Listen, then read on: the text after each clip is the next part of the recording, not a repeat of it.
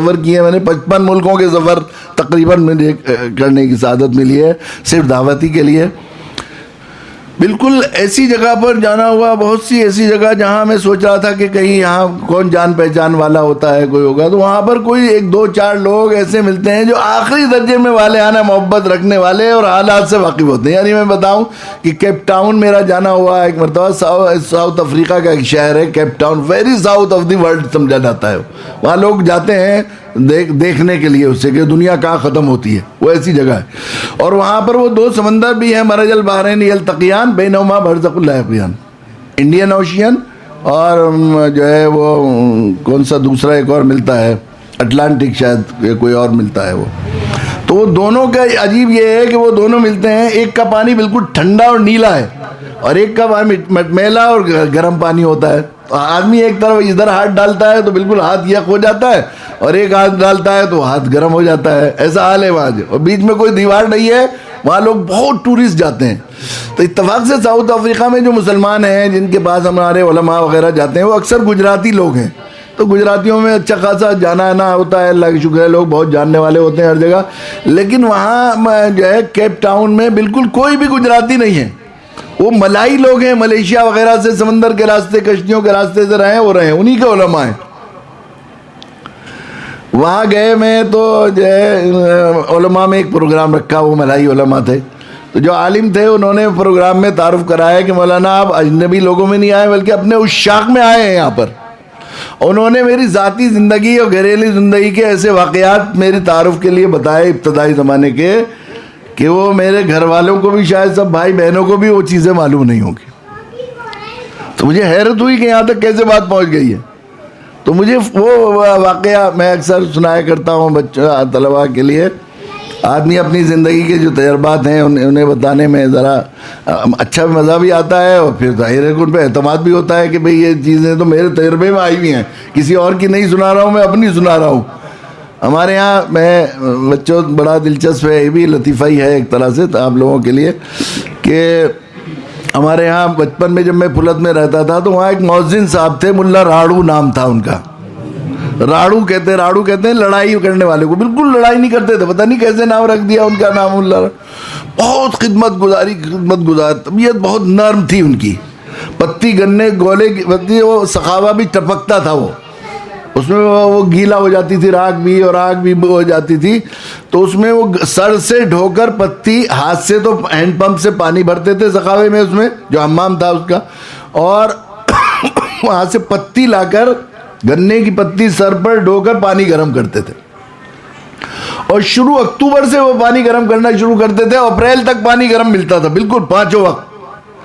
اور لوگ نہانے والے بھی وہاں سے بالٹیاں بھر بھر لے جاتے تھے. لوگ اعتراض کرتے تھے تو وہ کہتے تھے بھائی نہانا بھی تو عبادت ہے, پاک ہو جائے گا, مجھے ثواب ملے گا. نمازی ذرا کوئی ناراض ہوتا تھا تو یہاں سے مسجد سے کیوں پانی لے جا رہا گرم, تو کہتے تھے بھائی گرم تو میں ہی کروں گا, بھروں گا بھی میں ہی, تو تمہیں کیا پریشانی, نہا لیں گے. مطلب ایسا اس پر بھی وہ نہیں کرتے تھے.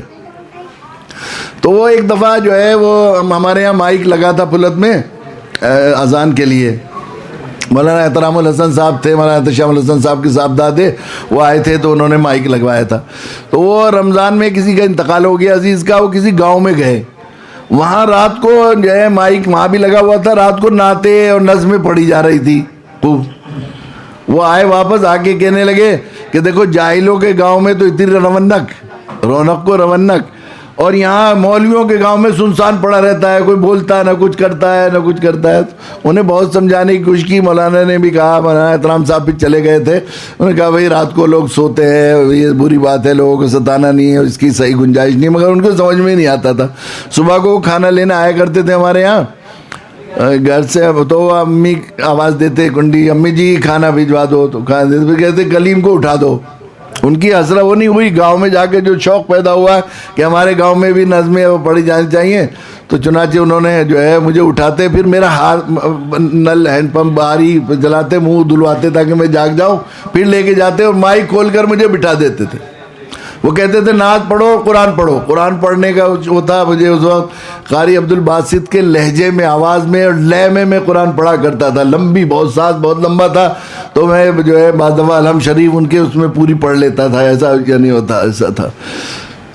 پڑھنا تو آتا نہیں، فن اور تجوید تو اب بھی نہیں آتی، لیکن اس وقت وہ آواز اور لہجہ، آواز چونکہ گانے بجانے کا شوق تھا، نعتیں بہت جو ہے یاد تھی تو وہ پڑھا کرتا تھا. پھر میں اس وقت تقریر بھی جوڑ جوڑ کے کیا کرتا تھا، کوئی اس کا ہوا کرتا تھا کبھی اس شوق میں. کبھی ایک جلسے میں ہمارے یہاں ایک بہت بڑا جلسہ ہوا، حضرت مولانا حکیم علی صاحب، قاری طیب صاحب، حضرت مولانا مسیح اللہ خان صاحب، بہت سے لوگ آئے. تو طلباء میں کوئی تھا نہیں، میں 7ویں کلاس میں کھتولی چلا گیا تھا پکیٹ میں، لیکن مولانا احترام صاحب نے مجھے ہی تیار کیا کہ تمہیں قرآن بھی پڑھنا ہے اور نعت بھی پڑھنی ہے. تو میں نے چونکہ تقریر بھی میں وہ کرتا تھا، تو میں نے سوچا ایک تقریر بھی یاد کر لی تھی. اس کا نام تھا اتحاد امت مسلمہ، ان کا ایک کتابچہ تھا، اسی سے وہ کر کے وہ کیا تھا، میں نے یاد کیا تھا. تو وہ ہوا یہ کہ جب پروگرام شروع ہوا تھوڑا لیٹ ہی ہوا، تو پھر وہ میری قرات ہوئی، تلاوت کے بعد پھر جو ہے یا ایھا الذین آمنوا اذا نودی للصلاۃ الی الرکوع میں نے پڑھا. پھر اس کے بعد ایک نعت پڑھی. نعت پڑھنے کے بعد میں چاہتا تھا کہ تقریر بھی ہو، لیکن علماء نے کہا نہیں یہ بچوں کے پروگرام نہیں ہوں گے. انہوں نے سوچا جیسے بہت لمبے پروگرام ہوتے ہیں، یہ نہیں معلوم تھا ایک ہی کا ہونا ہے، تو منع کر دیا. تو میری تقریر و حسرت دل ہی کی دل میں رہ گئی، وہ پیٹ میں بہت دن تک درد کرتی رہی. تو پھر میں نے شاید 3 سال بعد 8ویں یا 9ویں کلاس میں جا کے 9ویں کلاس میں پھلت کے جو بزرگوں کی بستی ہے بہت، اور کی دعوت پہنچانی ہے، منزل سمجھ کر اگر یہ کر رہا ہے، اسٹیپ اور قدم تو آپ ایک آدمی کو بھی شروع کام کر سکتے ہیں، لیکن آخری منزل سمجھ کر وہ کر رہے ہیں تو قرآنی مسلمان نہیں بلکہ تنگ نظر مسلمان ہے. وہ اس کی سوچ محدود ہے. اس لیے اقبال نے کہا ہے کہ کافر کی یہ پہچان کہ آفاق میں گم ہے، مومن کی یہ پہچان کہ گم اس میں آفاق. مومن کی یہ پہچان ہے کہ قرآن کی یہ ہماری جو ہے قرآن پڑھنے کے بعد آپ کو میں نے عرض کیا کہ یہ خواب دیکھنے، ارادہ کرنے اور نیت کرنے کے خاص دن ہیں آپ کے، کہ آپ کو کیا بننا ہے، کیا کرنا ہے، اپنے لیے کون سا میدان منتخب کرنا ہے.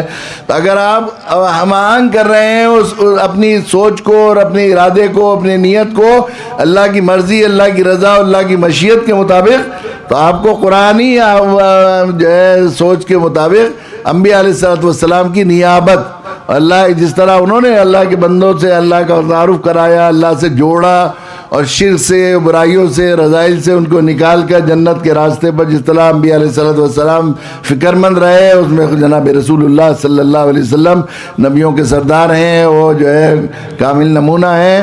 تو ہمیں اسی طرح راہ کے لیے اپنے آپ کو انتخاب، اپنے لیے ارادہ اور نیت کرنی پڑے گی، اور اس میں بھی ہمیں عالمینی سوچ کے ساتھ یہ آیات جب پڑھتے ہیں، اور خاص طور سے عالمینی سوچ کے ساتھ ہم سوچنے کی وہ کرتے ہیں، تو ان سائنسدانوں کی تحقیق کو سلام کرنے کو دل چاہتا ہے جو یہ کہتے ہیں بھئی مختلف سیاروں میں آبادیاں ہیں یا آبادیاں بسائی جائیں گی، بسائی جا سکتی ہیں، اس کے لیے کوششیں ہو بھی رہی ہیں.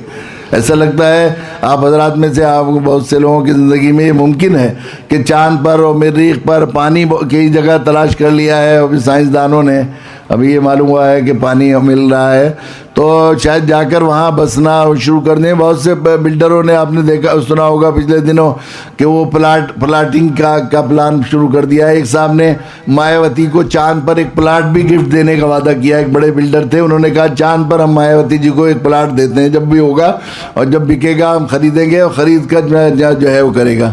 جب یہ بنانے لگے ہیں وہ جن کی پہنچ صرف موت سے پہلے کی زندگی ہے، تو آپ جن کی منزل شروع ہوتی ہے موت سے بعد کی، تو آپ کے لیے ہمارے لیے پلان بنانا کہ ہم چاند پر جائیں گے، مریخ پر جائیں گے، تو کیا مشکل ہے. اس لیے پیارے بچوں، جب چاند پر آبادی ہو جائے گی اور مریخ پر آبادی ہو جائے گی اور کہیں آبادی ہوگی، تو انشاءاللہ ارادہ کریں گے آپ حضرات. میری درخواست ہے یہ کہ ہمارے قرآنی سوچ ہمیں یہ دعوت دیتی ہے کہ ہم ارادہ کریں کہ ہم انشاءاللہ چاند پر آئے انسان ہو یا مریخ پر ہو جنات الانسان یا کسی اور سیارے پر ہو اور وہاں جانے کے وسائل ہو جائیں گے، تو انشاءاللہ ہم دین کی دعوت کے لیے اللہ کا پیغام اور قرآن کا پیغام لے کر وہاں پہنچیں گے. انشاءاللہ کریں گے ارادہ.